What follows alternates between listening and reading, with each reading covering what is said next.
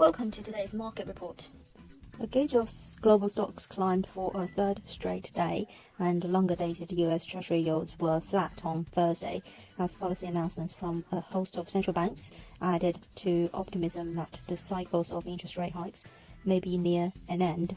After the US Federal Reserve raised rates by 25 basis points on Wednesday, as was widely expected, markets rallied following comments from Fed Chair Jerome Powell acknowledging the disinflationary progress may have begun. The ECB and Bank of England hiked by 50 basis points each on Thursday, with the BOE signalling the tide was turning against inflation, and the ECB indicated at least one more hike was on the horizon.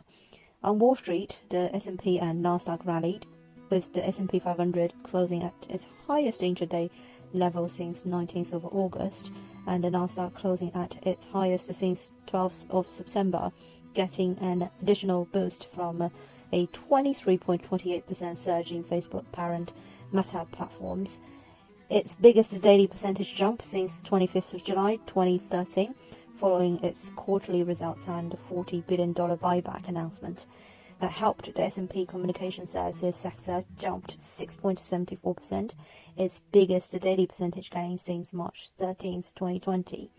The reaction to yesterday's Fed comments really encouraged investors to go risk on. The bottom line for investors is that the Fed's comments were unexpected. On the economic front, weekly initial jobless claims dropped to a 9-month low, showing the labour market remains strong, while worker productivity in the fourth quarter accelerated.